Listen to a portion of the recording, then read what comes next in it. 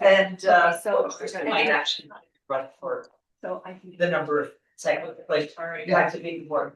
She's young enough and she's not going. and that's everybody else. We got to call her meeting to order. Sorry, everybody. It's just after 10 o'clock. Have everyone except one person, so we have. Oh. Pardon?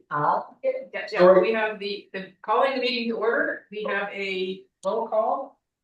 And I believe we have a quorum. Yes. Very good. So I will ask everyone if there is a declaration of interest on any of the topics on the agenda. Hearing none, we will then go to the next item, which is the adoption of the agenda. So I need someone to move. I see Paul moves. I see Kathy Curry seconds. Any comments on the agenda? Not seeing any. All in favor? Your hands everywhere. All right, motion's carried. Okay. All right, the main business. The first item on the agenda is the approval of the minutes from the Finance and Administration Committee from the 15th of September. So I need someone to move to, should we resolve that the minutes of the Finance and Administration Advisory Committee meeting held September 15, 2025 be received and approved as printed. I need someone to move. I see Richard moves. G seconds. Any comments on the minutes? All in favor? The motion is carried. Now we have a motion to go in camera on land title issues surrounding the Cache-Washtenaw Lake Dam. So resolved that the Finance and Administration Advisory Committee moved to an in-camera session for discussion of a proposed or pending acquisition or disposition of land by the authority. And further resolved that Sally McIntyre, Stacey Millard, Scott Lauer, Yura Kunderlich, and Kelly Hollington remain in the room. So I need someone to move. I see Roy moves. I see Mary Ann seconds. Mary Lou, sorry, seconds. All in favor? All right, we're moving into the camera. So take it away, Scott. Yeah. Thank you. Resolved that the Finance and Administration Advisory Committee move to an in-camera session for discussion of litigation or potential litigation, including matters before administrative tribunals affecting the authority, and further resolved that Sally McIntyre, Stacey Millard, Scott Lauer, and Kelly Hollington remain in the room. I need someone to move.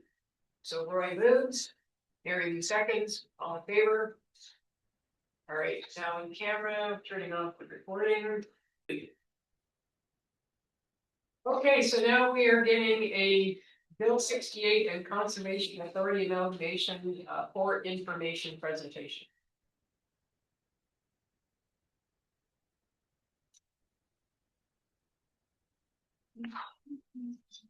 I'm just gonna skip this.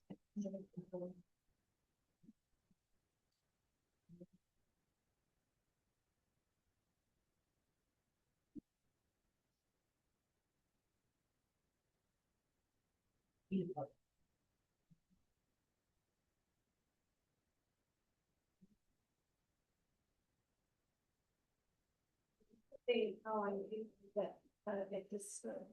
Oh, that's. I can't see that. Oh, we can do it bottom right. Okay, good. Good cameras on the app. We hit the road with them. There's Okay, thanks very much, everyone. So a lot's happened in the past month. So I'm gonna run through some as much as I can, as quickly as I can. So this is a bit of history. CA's the Act was adopted in '46.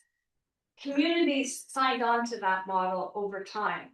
This region didn't sign on to it to 1968, so 20 years later. And they only formed where the municipalities in a certain region agreed that, hey, it made sense for them to get together. So at some point in the 60s, our predecessors here decided this would be a good idea.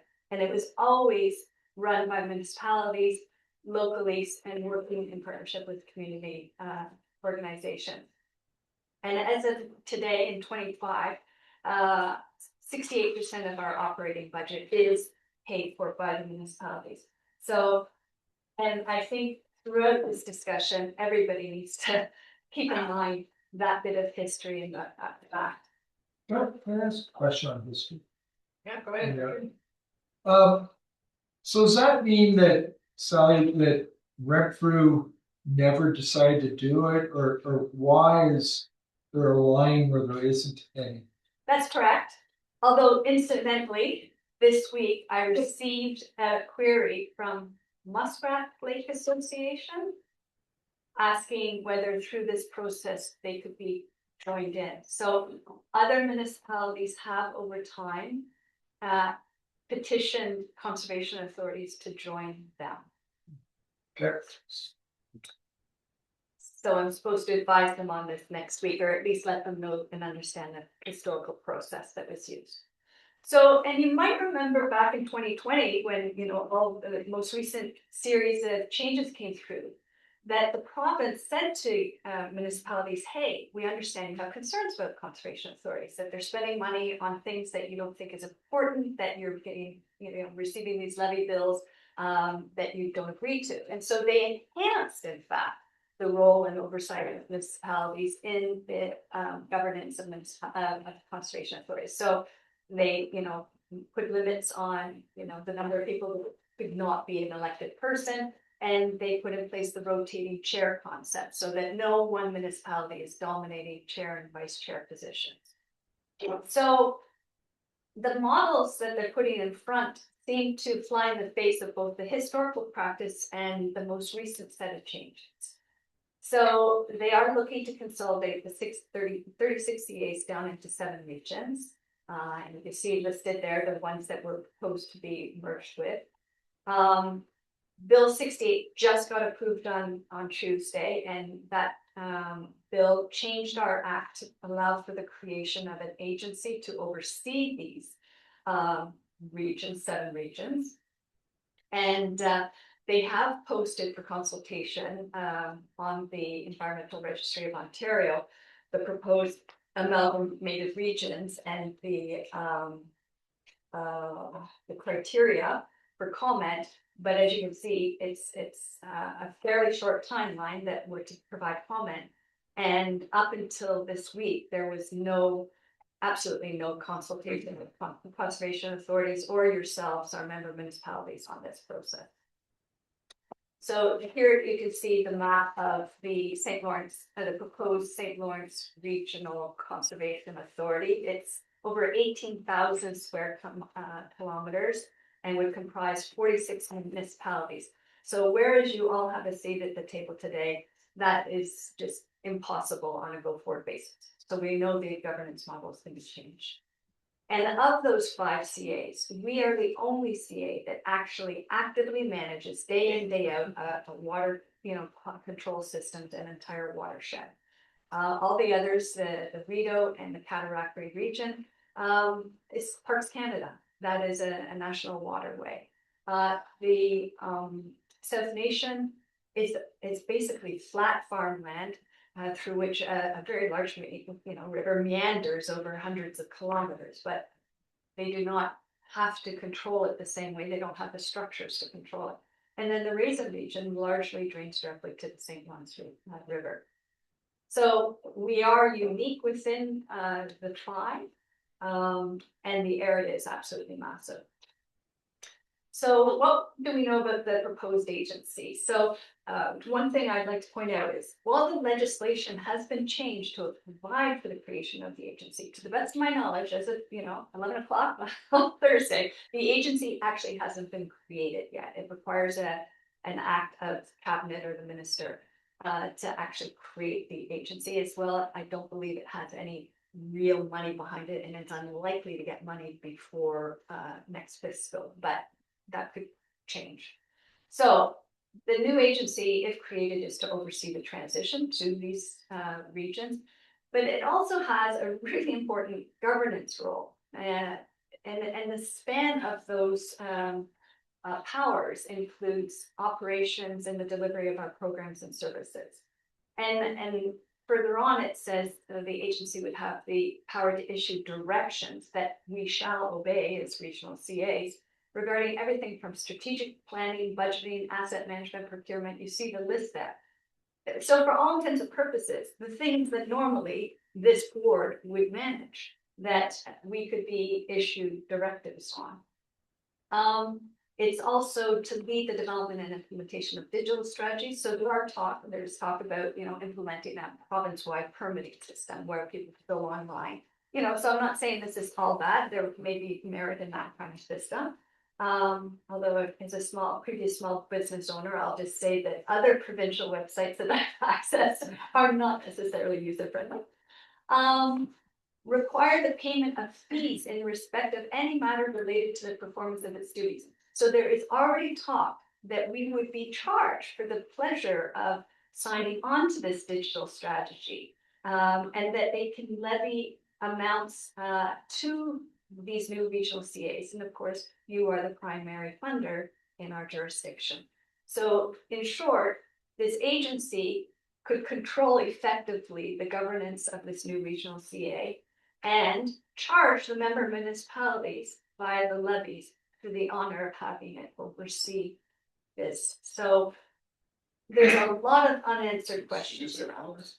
Pardon? You say, what I'm certainly feel. Yeah.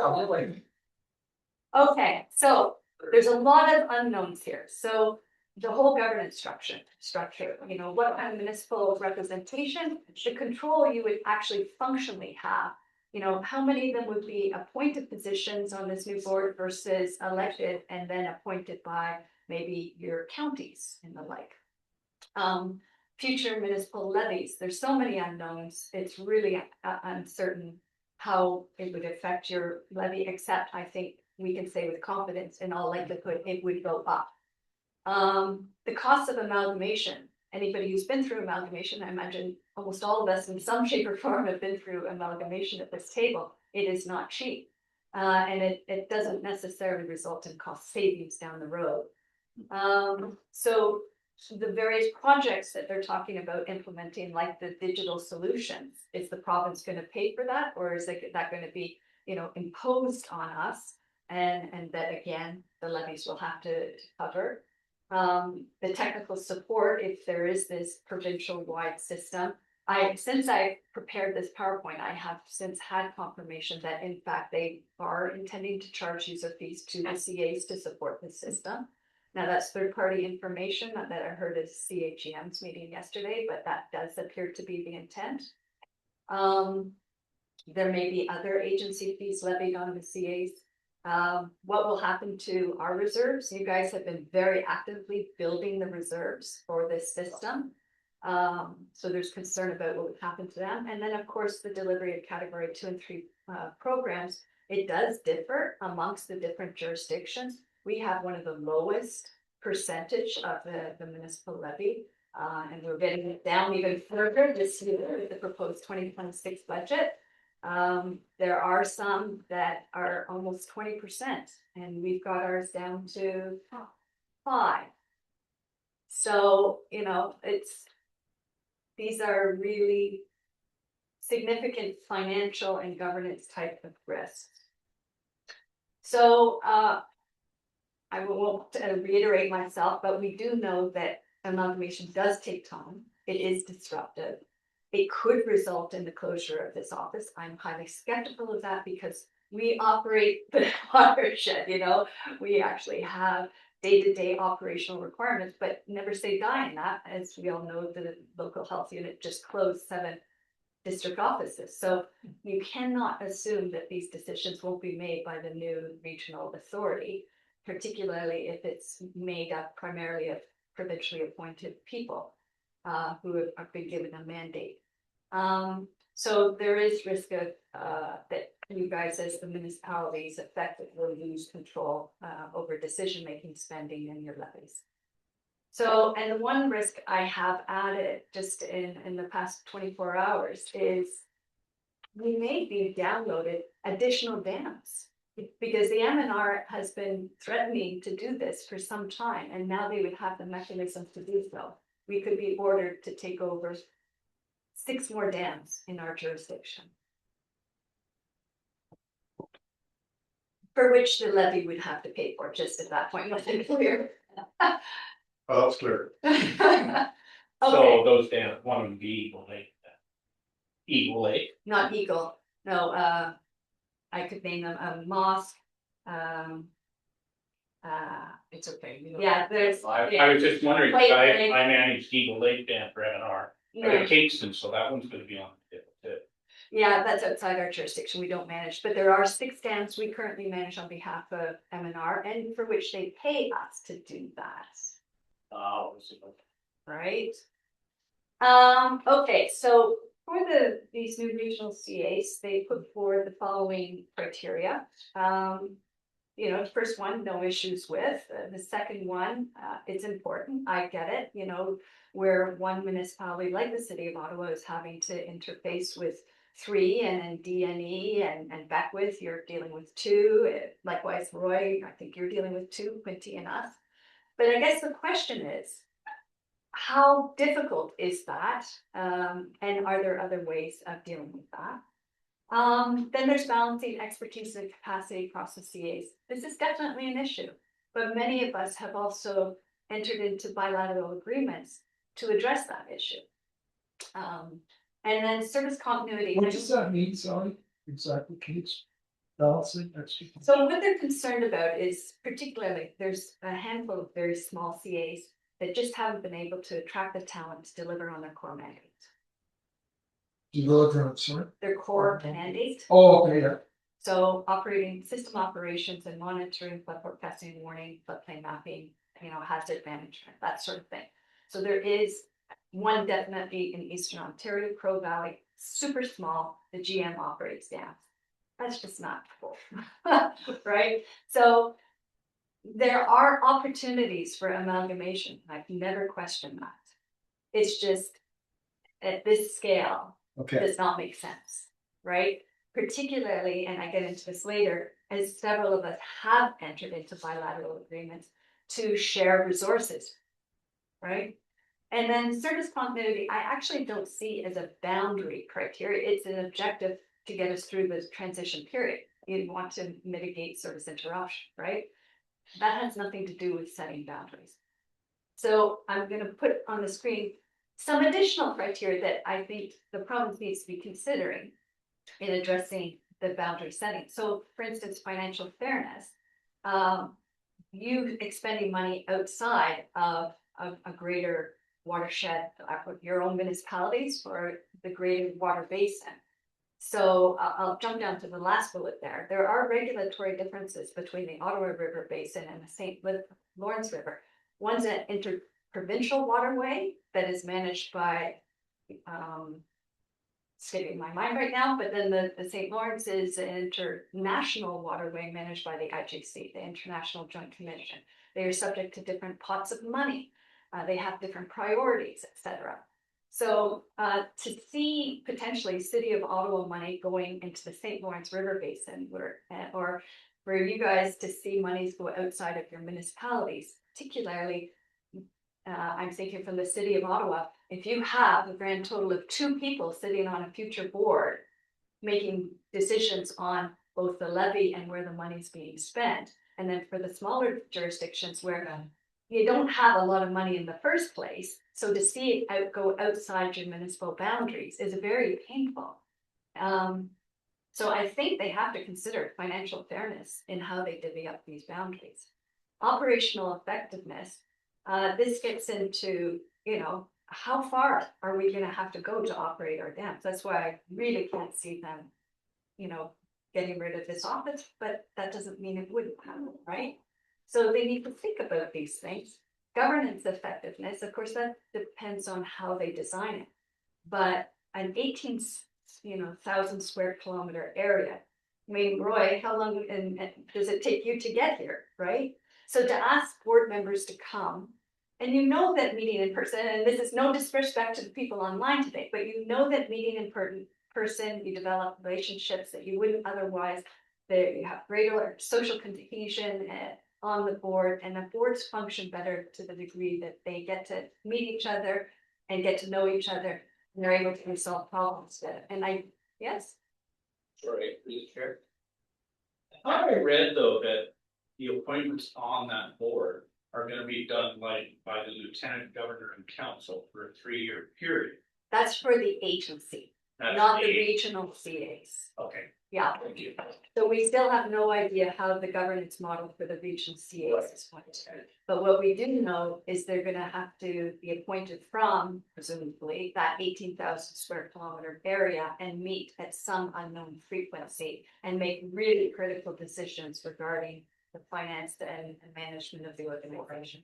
But they could eliminate these boards altogether and just have the agency work on everything based on what it said up above. About they can do finance, they can do all the things they can do. That is the function of the board, so therefore they could theoretically eliminate all the boards from these powers and just go with these appointed people. The umbrella. Hmm? Well, the umbrella on the top, they could go with that the next step. So The next step, they could go down one level and say, okay, the GMs all report to this board, there's no local boards anymore. Yeah, and I would agree with the concept, the next step, because I think that's a distinct possibility. This has the potential of being an interim step. So as I mentioned, we already have existing partnership agreements. We have a memorandum of understanding with both RBCA, South Nation, TRCA, the Toronto region, to share technical expertise, because we're not hiring a hydrogeologist or a geotechnologist. City of Toronto Toronto was instrumental in helping us through our rotating paternity and maternity leaves. South Nation uses us, as does RBCA, for our technical engineering reviews of planning applications. So we have put in place these structures to address, an unevenness in technical expert within any one of our organizations. So moving on. So, rather than just throwing darts, I'm putting some thoughts on the table. So some of the key issues that the province has put on the table is, one, they're hearing that there's inconsistency. What they're not saying, however, is that CAs for literally years have been asking them to update their provincial hazard mapping and implementation guidelines. Because in the absence of updating those guidelines, each CA is having to develop its own implementation philosophy based upon the geography and political realm that it operates in. They could really mitigate a lot of uncertainty by simply updating their own guidelines. To reduce planning and permit processing times, on the planning side, we do that as a delegated function from the MNR, and I would invite them to take back that function and see if they could do it any faster, because that has not been our experience. That when you circulate MNR, you're talking months, not weeks or days. Alternatively, they could, not alternatively, but on the permitting, the digital solutions, they could actually fund CAs to do that. It doesn't have to necessarily be a province-wide initiative. Some of the GTA already have these systems. They had the money, they've made those investments. But for the rest of us, it would be really nice if they just set up a fund and allowed us to implement digital solutions. And I hearken on Phoenix HR system there, because sometimes these massive overhaul systems don't work, and that's an embedded risk when you look at putting these types of things in place. And not least of which because they're likely to charge you for it. Enhanced hazard monitoring and mapping. So with an exclamation, the province could start to fund these studies. They don't right now.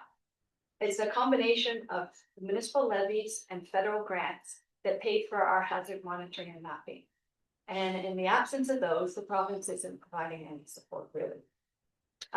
They could also facilitate the development of centers of expertise like I've discussed. In Eastern Ontario, this office in particular is known as a center of expertise. People reach out to us knowing that we have that expertise. We'll formalize it, fund it, support it.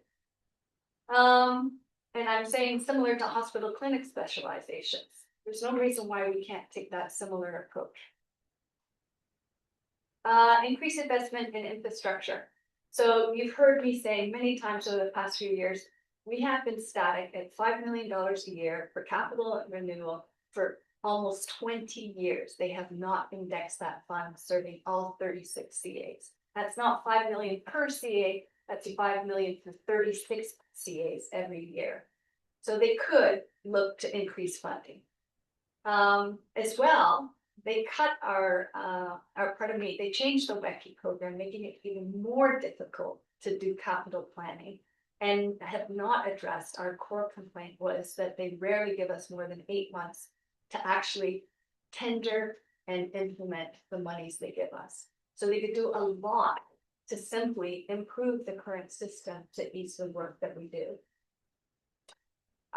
In terms of equalizing baseline capacity, as Jeannie, you weren't on the board in 2019, but they have the amount of funding that they gave to us to support baseline operations.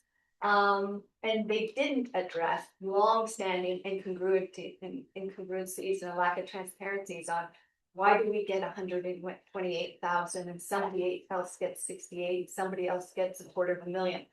It is totally opaque.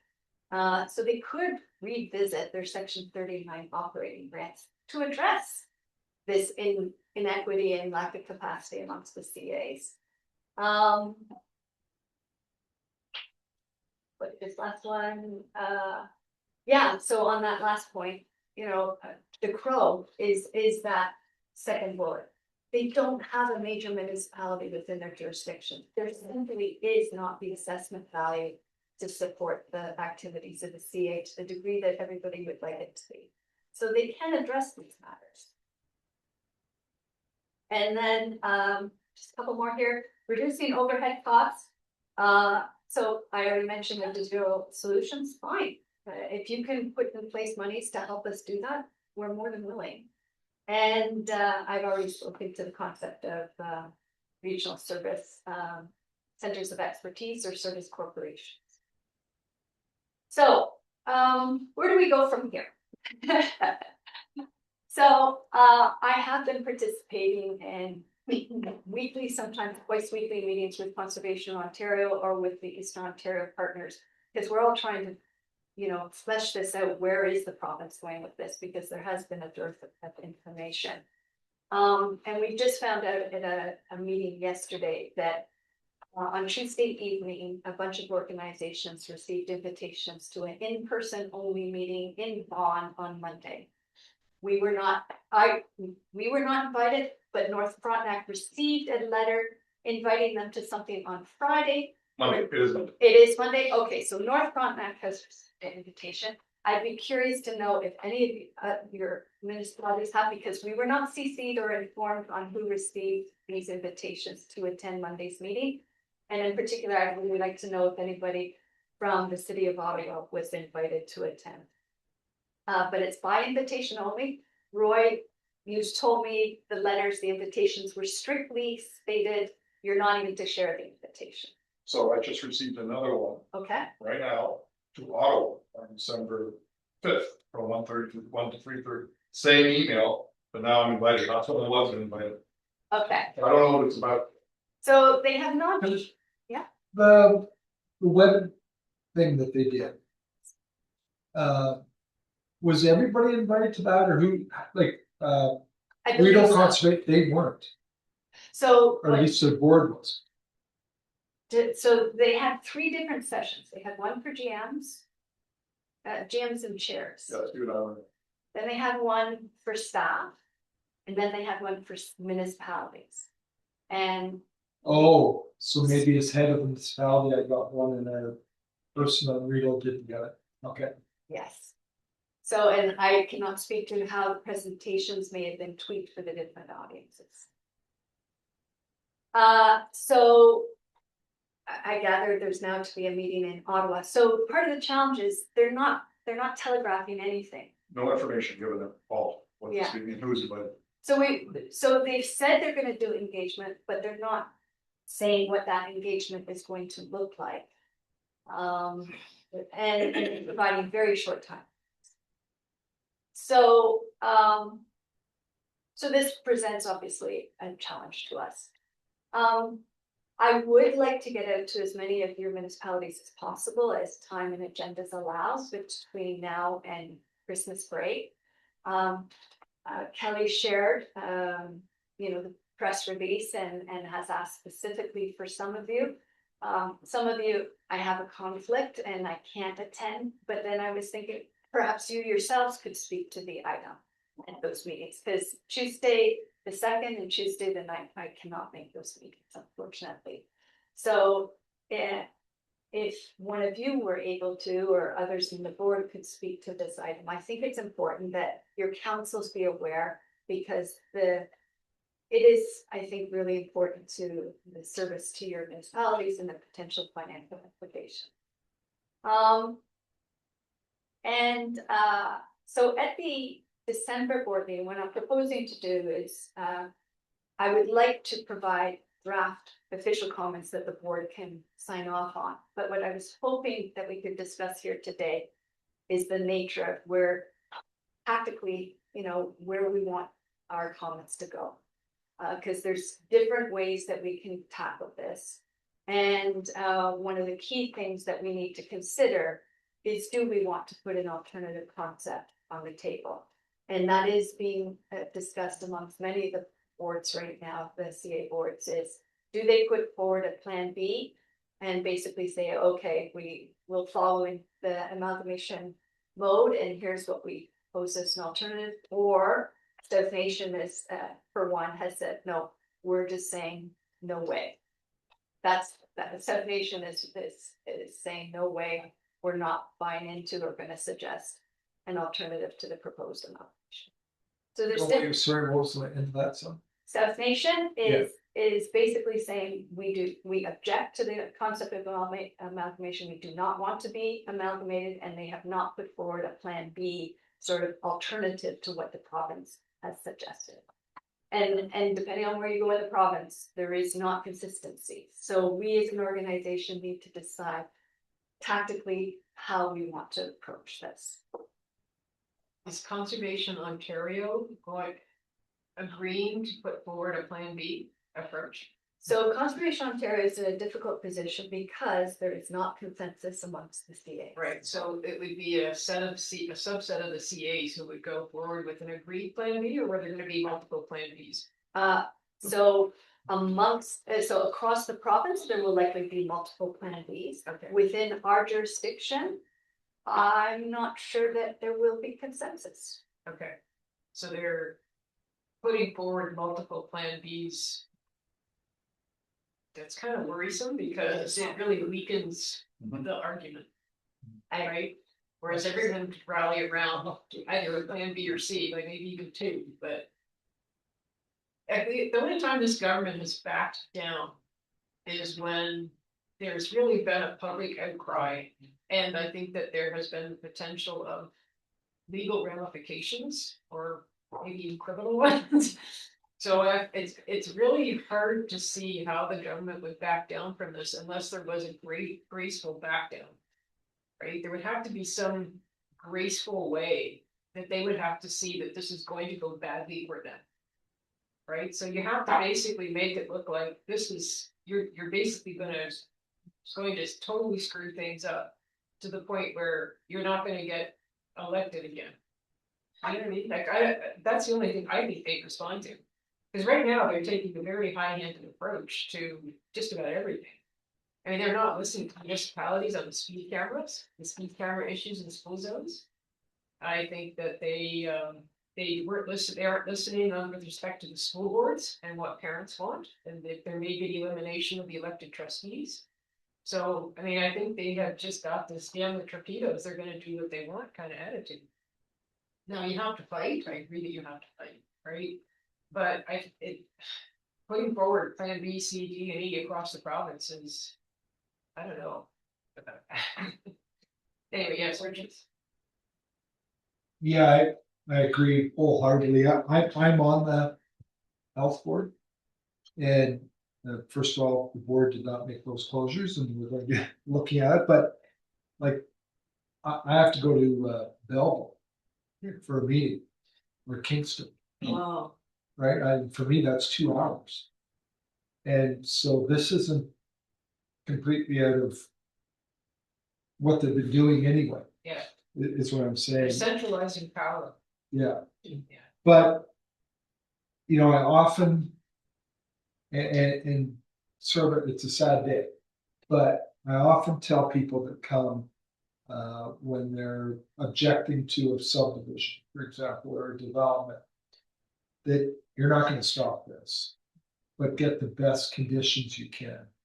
And make some alternative, suggestions. We, at the county, we had a lobbyist in. And he basically said, like, and not on this issue, but when dealing with government, you almost have to put forth suggestions that they've already decided they're going to do, just modifying what they're doing, but not saying, South Nation, no way. Like, you might as well, don't worry about it. Don't put much energy into it, because that isn't what's gonna happen. No way, it's not gonna happen. And so I think it should be that, and you can yell and scream and jump from buildings and do whatever, but I think we also should have something for realistic tweaks that you want to see done.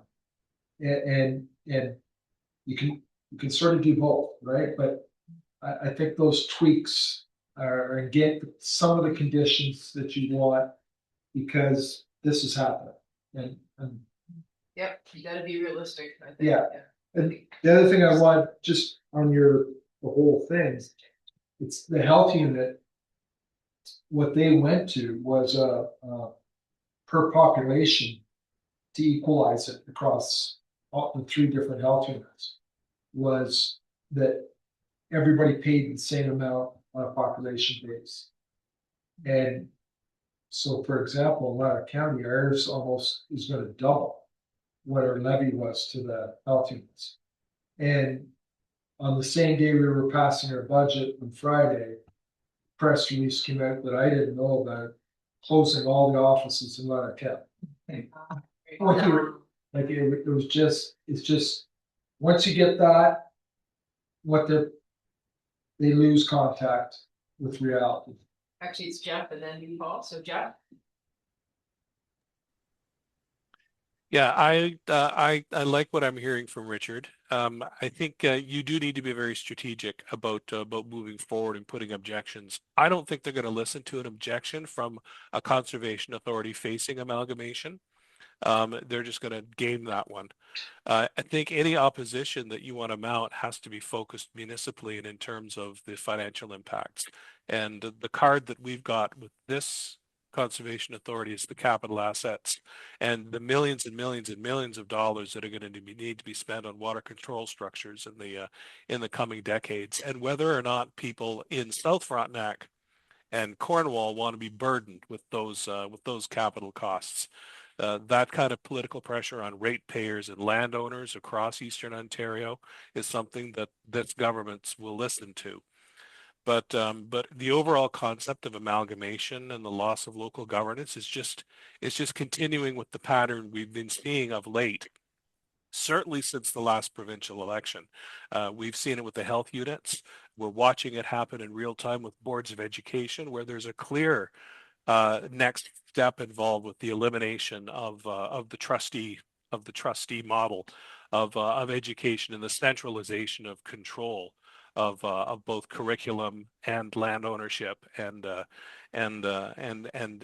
owns and builds schools. And I think that's what you're looking at here.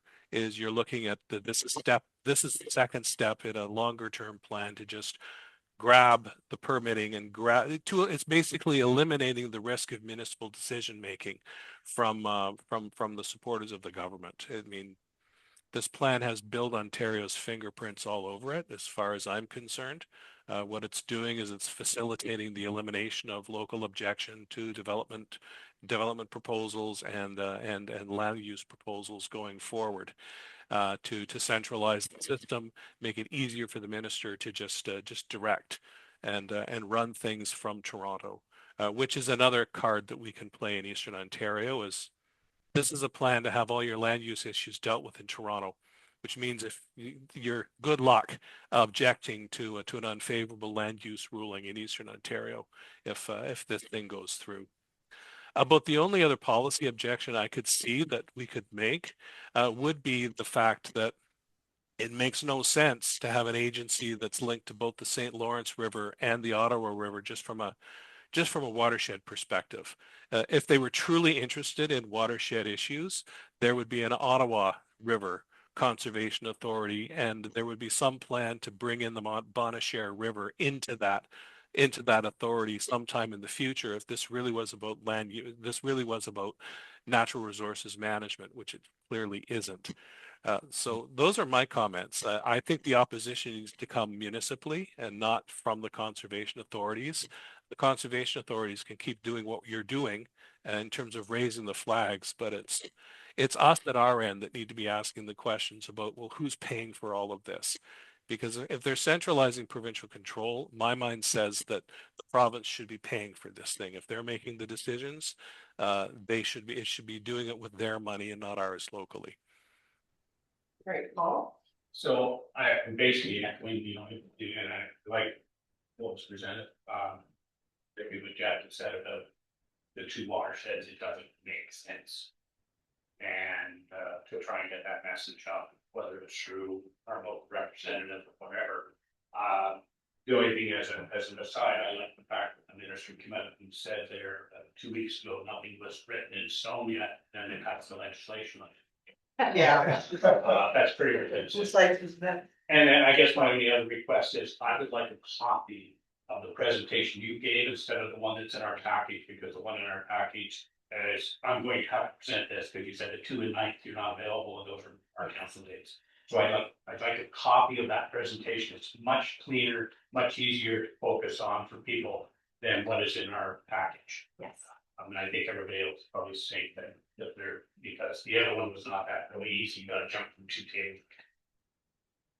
Right. I'll So, look at what you're talking about, but I'll figure that out. Same presentation. Yeah, I gave, so maybe what got distributed was the North Frontenac presentation, which was the condensed version of this. Okay, well, I like that one, and I can use that for talking. Yeah. And but the other one that we have in our package doesn't really hold up as well. Okay. all right, have you got enough input now, or can Well, I that? just wanted to make one comment, and that was that at one or more of the sessions, the province did seem to indicate that they'd be open to alternatives when it comes to an obligation.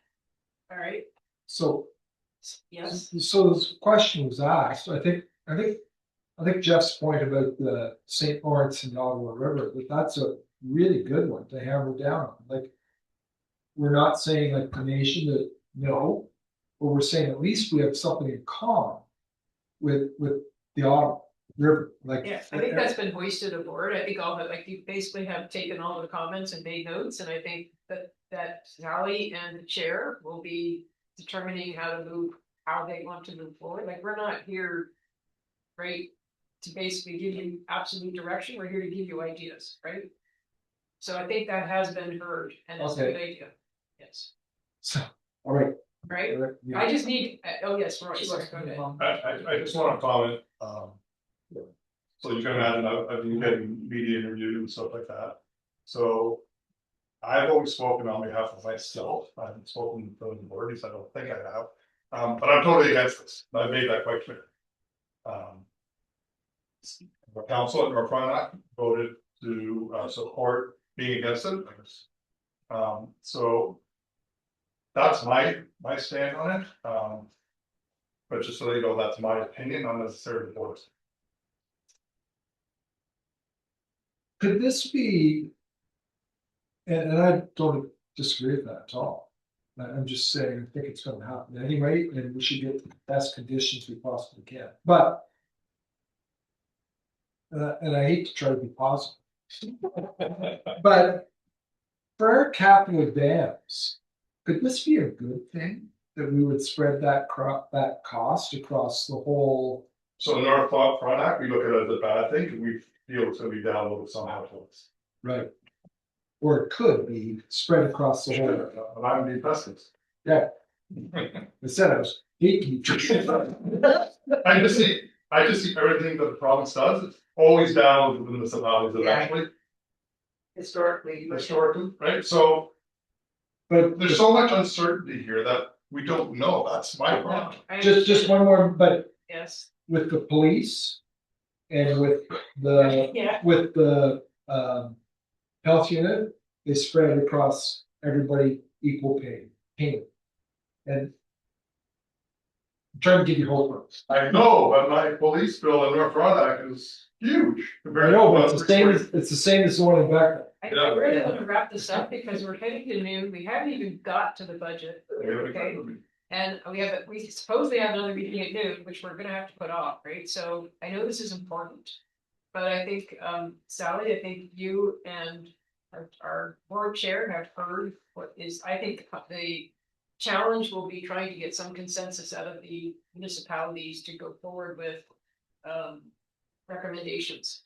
So maybe that's something that you two will have to, like, well, you've already got yours, and maybe those are ones that can present to the municipalities and you can come up with a standard letter or something that goes to the minister. But the key, I think, is that they need to understand the level of risk that they are undertaking by doing this. And I think that is the key, is making them understand that. And anyway, so I think you've heard everything. I'd like to close the discussion if I may, so that we can move on. All right, You can't postpone the executive. I'm sorry. You said postpone the executive. Yeah. You can't. Well, today. Delay, we have to delay it, has to be today. Oh, I meant delay. Okay, sorry. Sorry, I meant delay. Okay. Yeah, somebody has to tell whoever, if there's somebody coming in on Zoom, it No, would be no bet. Oh, better. That's Commissioner then. Okay. All right, so let's move on. To the financial update, by Stacy for the quarter of this year. Oh, pardon me. And I will keep it very quick, my time. On the operating, our revised projected expenses were looking to be down about 81,000 from the budget. Primarily shifting,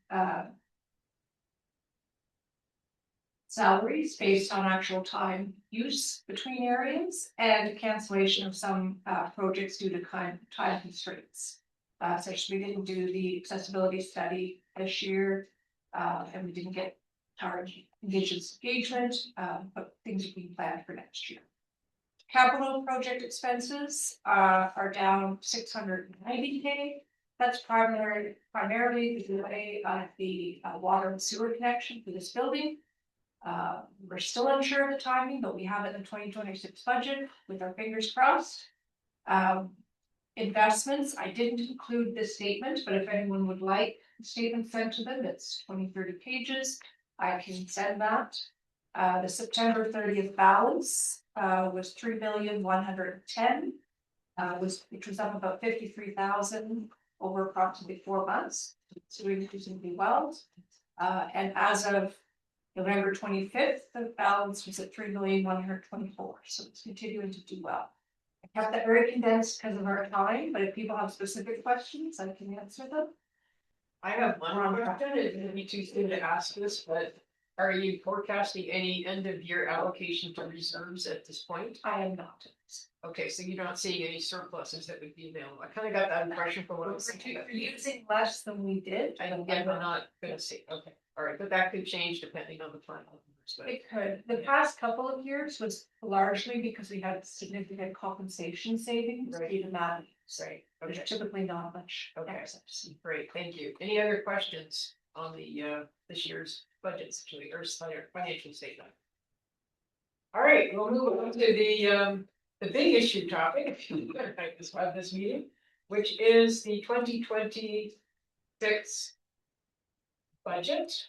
And I guess Sally and Stacy will be presenting the budget, and our job will be to recommend it to the board or not after this presentation. Okay, I will try to make this go quickly. So starting off, it's the first slide is just to remind you what the board approved in terms of budget direction in October. So it was a 3.75% increase plus assessment growth on the operating side, 8.5 in accordance with that long-term 10-year strategy for building the capital reserve on the capital side. an assumed assessment growth based upon what had been specified by the city of Ottawa at 1.6%, a cost of living increase to the pay scale of 2.5 to help mitigate previous shortfalls, I'll call them.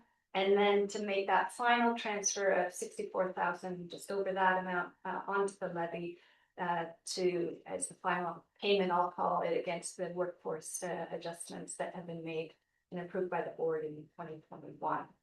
So, based upon that, let's try to see if I can move this. Able to move it up. Oh dear, what just happened? Okay, sorry. So, sorry for those of you online, your faces are obscuring part of the screen here, but we'll carry on. So this slide shows you the year-over-year difference in the budget. I have a question, I can't see the, so wait. Kelly, okay. So Kelly, if you can monitor people just to see if anybody puts their hands up. Okay, thank you. So based on those variables that I just outlined to you, we're obviously going to see an increase on the operating category 1. But in line with what we've been trying to accomplish in terms of mitigating costs on category 2 and 3, you see those go down. Now, candidly, some of that, and I get into this later, is because we're trying to make these budget numbers as close to what people's timesheets are showing as possible. So the reality of the situation is people have been booking more time to category 1 programs and services than to category 2. It's not that they're not delivering them, but we've asked them to try to be as accurate as possible in their time accounting. And so we're seeing that reflected here, which is great. Similarly, on the category 1 capital, it's going up. But on category 3, we made a lot of investments at the Milliken Tail in the recent years, and we're not proposing to do so next year.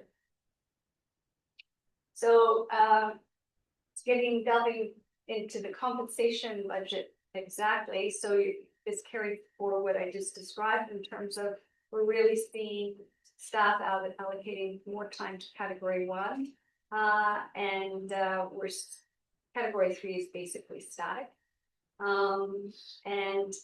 The capital, this represents staff time spent on delivery of capital projects, and we are allowed to charge staff time to capital. It helps mitigate impacts on the operating budget and operating levy by doing that, and we're allowed to amortize those costs over time so that we can be planning in the long term to be having staff supporting the capital program, because nothing gets delivered in this building without a staff member overseeing it, whether it's doing the field work or supervising a consultant, whatever the case may be.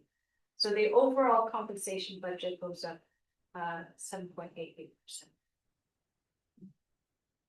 Some additional pressures that Stacey raised to my attention are our benefits package costs are going up.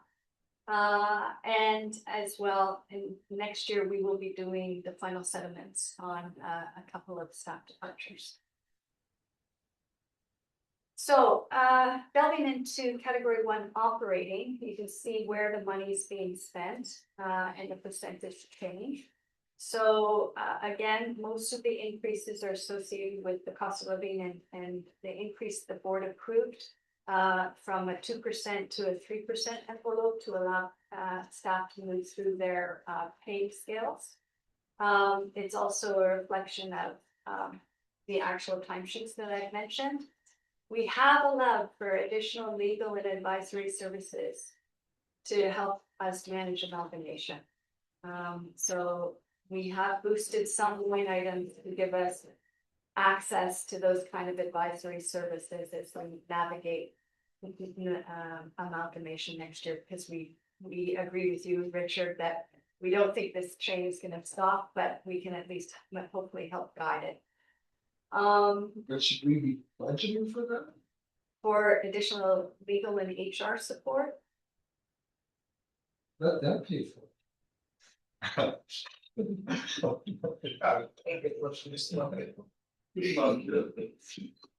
You're right. The health unit they did pay for. The health unit they did pay for. I'm just, I know doesn't mean much, but So what we could do is potentially set up a separate account code to start tracking our costs that would allow us to invoice the province. So that's something we should definitely look at doing. Good thought. So this building is starting to show its age, so we're having to increase costs. I mean, it looks great, but it is having problems, and so just to be aware, we've had to have contractors come in off and on the entirety of this year to deal with whether it's HVAC or roof leaks or whatever the case may be. So it's starting to show its age. And then there are floodplain mapping projects that we're committed to doing as well. So on the capital side of things, we are looking at doing 2 dam safety reviews this year, one at Widow Lake and one at Bennett Lake. We are, as Stacy said, hoping we get to do our water and sewer connection this year to Carlton Place. We do have to replace holding tanks at Morris Island Conservation Area, and we need to complete the accessibility ramp. Those are the main things. There's lots of small sundry projects that we need to undertake at the CAs, like ongoing replacement of boardwalks to address tripping hazards and that sort of thing, but nothing significant.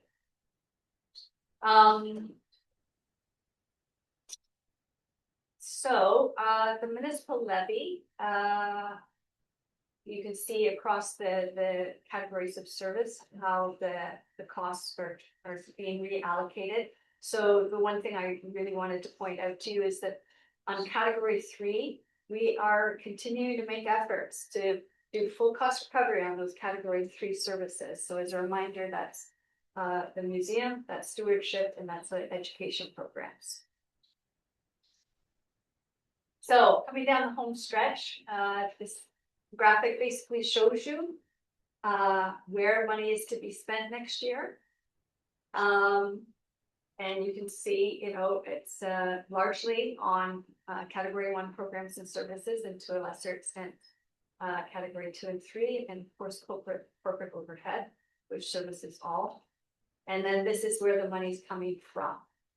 And as I've said repeatedly, it's mostly you guys, the municipal levy, that pays for this organization. We will be proposing to draw down from the reserves, but you look at the provincial federal contribution, it's less than 2% at this point of the total budget. So it shows you where the money is coming from in table form. how much money are we putting away in reserves? Sorry, I think that's that you can see our projected year-end balance that we're doing a net drawdown on operating, as well as the capital. And I take so most of next year's capital levy will be pay as you go. We'll take it in and we'll spend it. So that is that. All right, can you put the people, somebody put the, okay, good, I can see them again. All right, I see a question for Mary Lou. Mary Lou, you're muted. First of all, a question that's a tiny detail. Under category 3, there's a reduction to 25,000 in support. Does Scott have any intention of trying to run the summer camp programs or the yearly school programs on a cost recovery basis? So I'm going to turn the question over to Stacy because she can tell you the assumptions behind what you're seeing there. The most significant is just the change in staffing. The 2025 budget had more summer students budgeted in it than we anticipate needing. So the actual projection of 2025 dropped quite a bit because the staffing was low. So the amount of staffing is not where it's needed, and we are getting more revenue. So it is planning to continue, and it's outstanding. We've been getting lots of field trips and interest there with schools. The one thing, as an overall comment, I have not seen any student grants other than one $5,000 one for our winter intern that we've already secured. So we are actively applying for student grants, but I have not assumed the revenue from it in this budget. It's because we never get them. Yes. Okay, I just wondered because the budget line was so small. And Stacy gave the answer.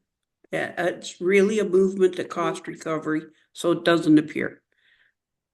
Secondly, this is a belated, because I didn't get a chance in the earlier one. In terms of response to province on amalgamation into larger district, in light of our budget, could we possibly suggest that if we're going to go to a different system of regions, that the province go to a completely and utterly different system of funding? Because funding is 70% roughly from municipal levies, which is property taxes. And they vary from jurisdiction to jurisdiction and population to population so greatly that if they want greater centralization, they better find another source of funding and a way of allocating money. And thirdly, I'm sorry, but I really have to leave. I have an appointment at 1 o'clock in Ottawa. And do we have quorum if I leave? We do in 3, 2, 1, we now will have quorum if you leave. May I leave? Yes, thank you very Thank much, you. Mary Lou. All right. Thank you. Bye-bye. I have a question, but are there others before that? Are there any questions on, yes, Richard? So we're talking about the whole budget. Yes. So what are the next studies on dams? What like we have a plan, right? And what are the next ones in the queue? I think we should be doing those studies on those dams this year and using some of our reserves to do it. So that we have justification when whatever happens. And so that we can all be positive. Great minds think alike, Richard. But I just think, Yes. I think with unknowns, that I think whatever, I'd like to see a report on what are the next list. Because at least if we have the study and the thing saying justifying why it should be done and whatever, I don't know what it all. At least we have that to bring to the table if it's a great big table. So we have been starting to have the discussions about the development of a hazard management mapping plan. And so there's going to be 2 parts to it, doing all these dam safety reviews and the like to do condition assessment and prioritizing those, as well as on the flood mapping and other hazard mapping. Unfortunately, there's been so much in flux that we haven't made headway with that. However, I will commit to you that we can at least come up with the next 2 or 3, and we can look at what the feasibility is. My main concern is staff resources needed to, maybe we contract out that work, but invariably you still need people in-house to project manage them, so. And I don't think, I'm speaking my mind, I don't think the hazard study and that mapping is that critical this year. Because that's a constant across every conservation authority. Our uniqueness is the dams. Great. And if we have to hire a consultant to get that done, I think we should do that. And get that done. And if it means taking more money out of the reserves to do it, so be it. One reason. Yes, so, in answer to your question, I will commit to get, from an engineering group, what those next ones in the queue would be. Yes. And to provide at the December meeting, a cost estimate on how we could potentially deliver that. We have that list already, right? For the next ones that are in that queue. There's a priority list. Yes, we've seen that, by. Yeah, so, for instance, they've been out this fall doing inspections, so our spring and fall inspections can have the effect of altering that list, because we deal with as most current information as we have. So we did just wrapping up a comprehensive inspections this fall. So I'll see if we have the information needed to refine that list and do a cost estimate. Even if we don't, I think we should have the list and we can pick. No. I just want to thank you, Richard, for giving us a good reason to do something that might be very useful. So thank you. All right. I have a question. I have two questions, kind of in the details. I saw that there were capital works at Palmerston Cananto. And I was kind of wondering why, because I thought we were transferring that site. So there's two components to the elements of that site. There's the beach Yes. that we're transferring to North Frontenac. Right. And that's imminent. And then there's the rest of the Trails. conservation area and a parking lot. And it's works at the parking lot. That we're keeping the trail section. Oh, yes. Oh, I didn't know that. Okay, Yes. I'm sorry. Oh, Yes. okay. All right, that makes sense. My second question was related to the Milliken Tail Category 3 expense for the accessibility improvements. And I understand, and basically you've assigned it to Category 3 because it's education center, but wouldn't those accessibility improvements benefit the site in general? And wouldn't they be Category 1 from that point of view?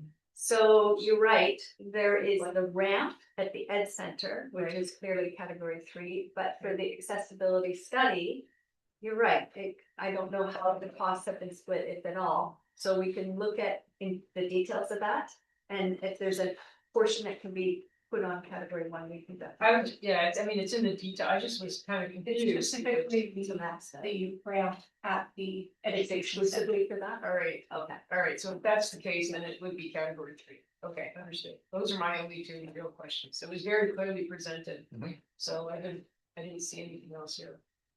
Are there any other questions or comments, or can we move on to the resolution? So resolved that the Finance and Administration Advisory Committee recommend that the draft 2026 budget be tabled with the Board of Directors for consideration and circulated to member municipalities for comment. I need someone to move, so Paul Pino moves. Jeannie seconds. Jeannie Kelso. All in favor? Looking for online, good. The quorum stands, so the motion is carried. So congratulations, Stacy. Yay. Yay, Stacy. So our final item of the day is the duty officer Oh, I thought we were. duty officer compensation. So I need someone, I guess that'll be you, Sally, because it has you and your. Okay. So,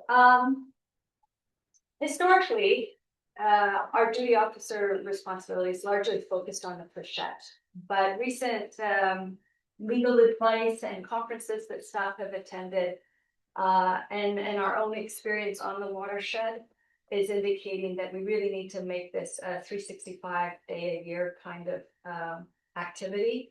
And we have moved in that direction in recent months, where not only is somebody available 24/7 to take calls regarding the system, but that on weekends and holidays, etc., that we are actively monitoring the system and in a position to make decisions regarding log operations and any communications we need to make with our member municipalities and like. So right now we have 3 people cross-trained to do this, and we're looking over time to up that to 6 people, because it is a very demanding role to be, have to be on call 24/7 and to work give up your weekends and holidays to dedicate time to this activity. So because of that, we reviewed the duty officer responsibilities, how they're scheduled and how they're compensated at other CAs to see how this is managed elsewhere. And some common themes that we found across the jurisdictions is they make the distinction between whether you're doing simply monitoring the phone and having that 24/7 phone access, or if you're actually doing system monitoring and management of the system. As well, they make a distinction between whether you're a manager performing the task and whether you're an employee doing the task, and whether this is part of your primary function or if it's an ancillary to your primary function. We also saw that a lot of the CAs provide for the 3-hour minimum Employment Standards Act compensation on weekends and holidays, and that they tend to provide a fixed rate for after-hour phone monitoring. And so effectively what I put before you reflects that.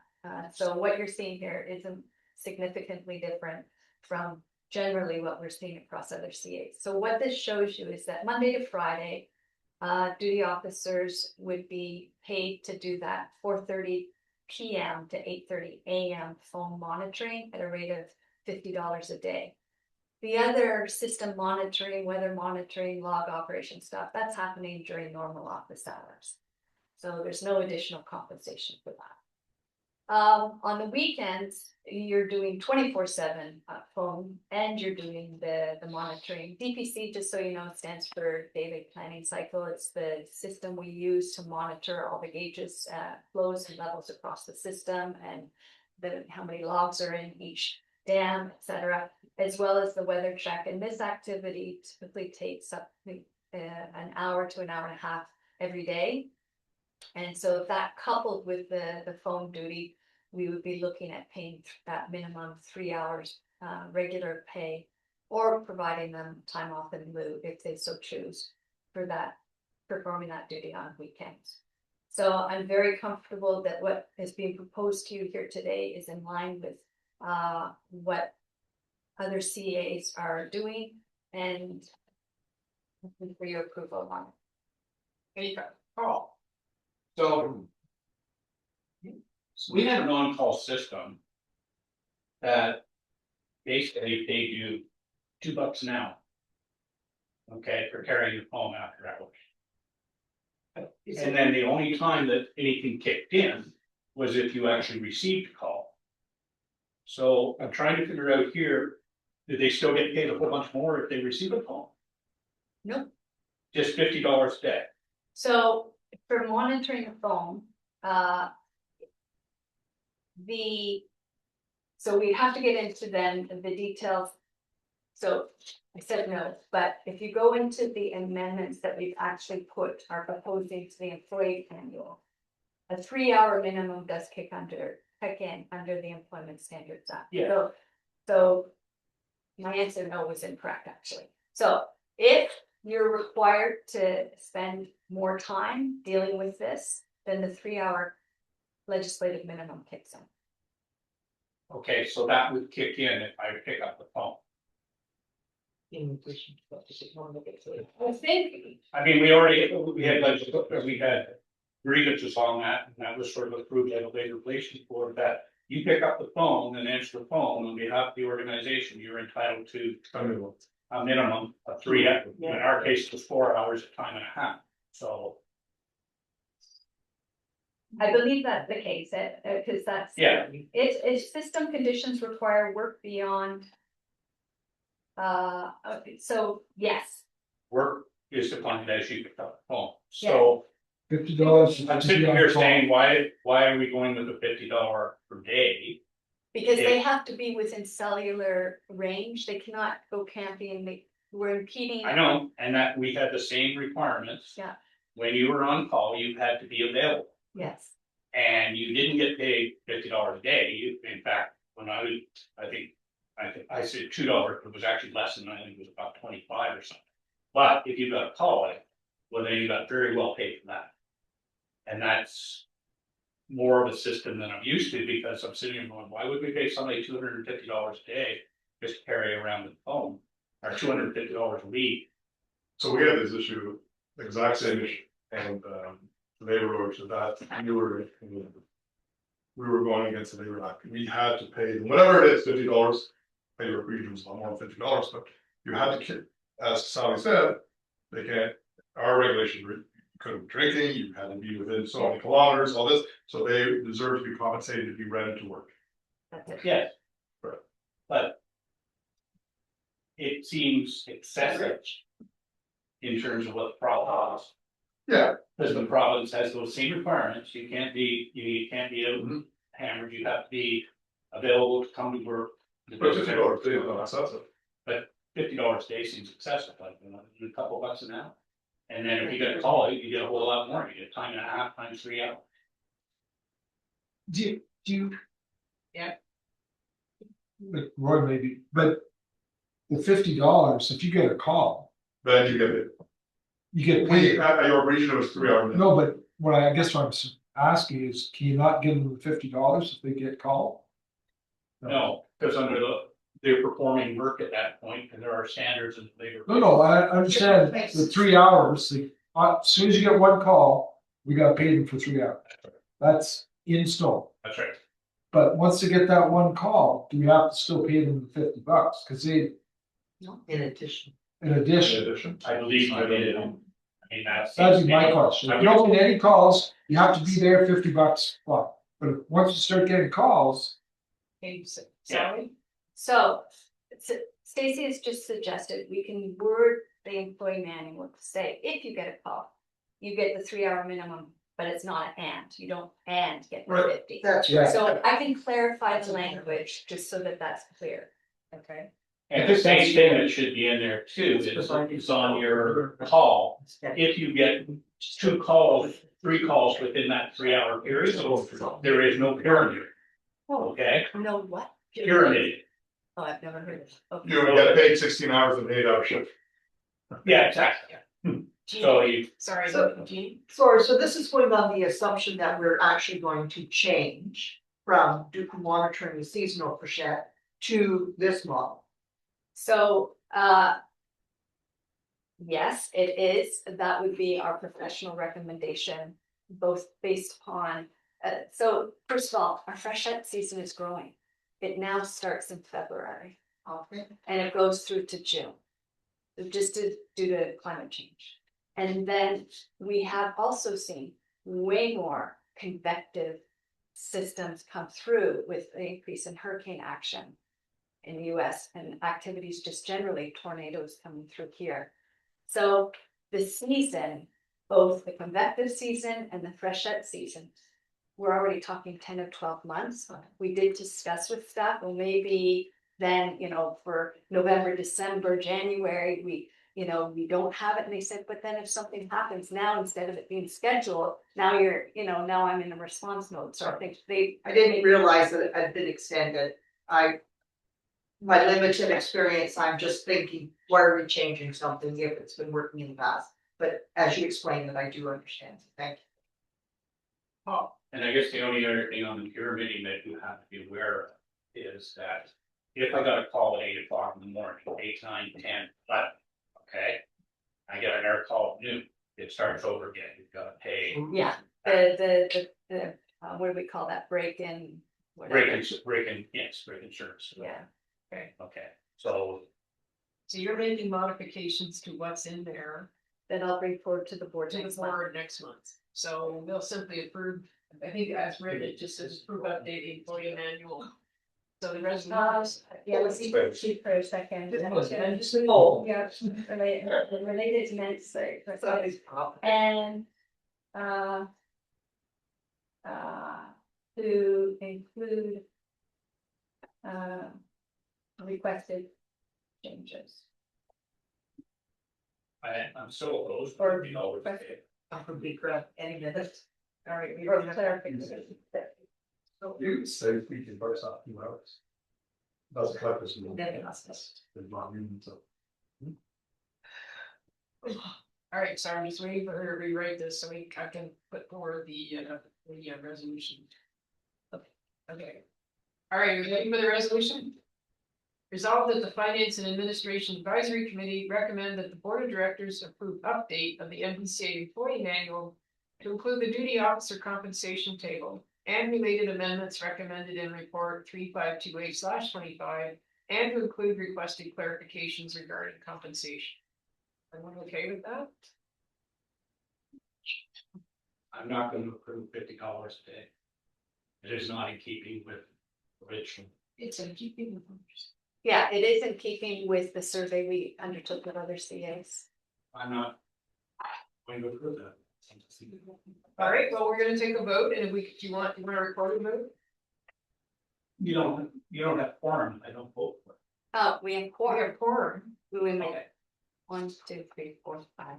We have a quorum, but it's how the number who can carry, right? Okay. All right, so I need someone to move this. See, Rory moves, I need someone to second, Jeff seconds. All in favor? 1, 2, 3.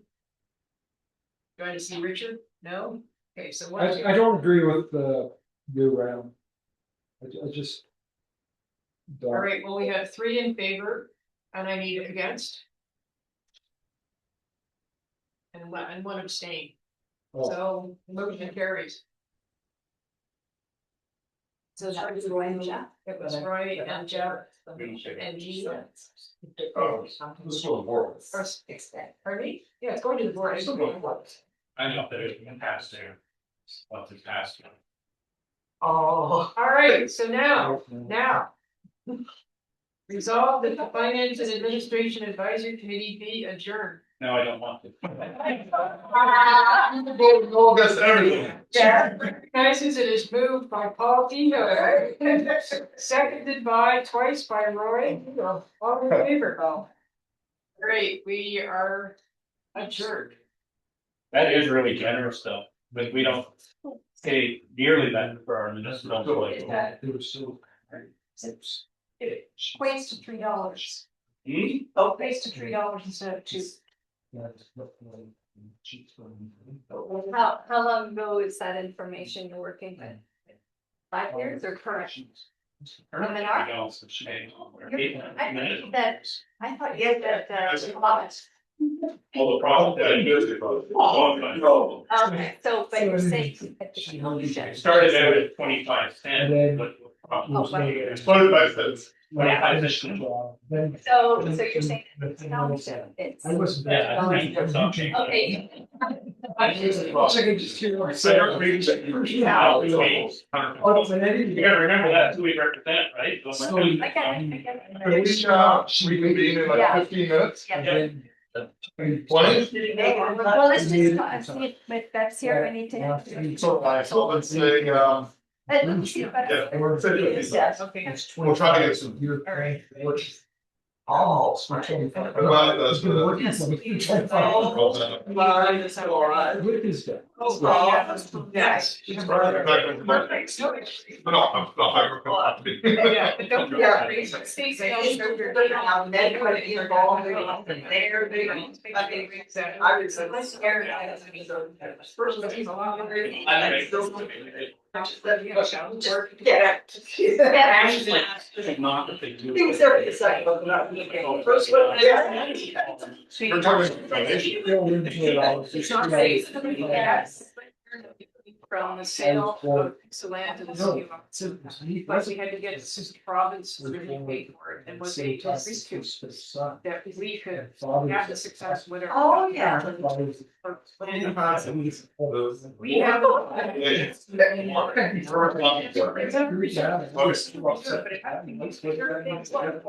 my God. Yes. Oh, yeah. Time change. They just want to raise. It's a good thing. Yeah. I wish I would have known that. Right, and like, you, but that night, it's gonna be what's not like, well, it was, I'm really. So, Yes. yes. Okay, I'm gonna go. I will be down in 5 minutes. You made muffins, you brought muffins. They did, they're carrot muffins. Yes. Sure, now you wait for organic. This is. This is. They're on the cheese. Like nothing happens in this. It's just information. Yeah. Yeah. Or, yeah, Get out of here, you're no longer. yeah. Boy, did I get- You have to look at. Did I have great, but did I have great time to get out of that chair and shit? Timing's. The other thing I haven't mentioned too, I think there was something that said that this is not going to be implemented until after the municipal election. Yeah, oh yeah, it's Yeah, been yeah. that all. About a year. Yeah, that's why I said it's been. But he just explained to me, like, I didn't catch, I didn't, let's get that.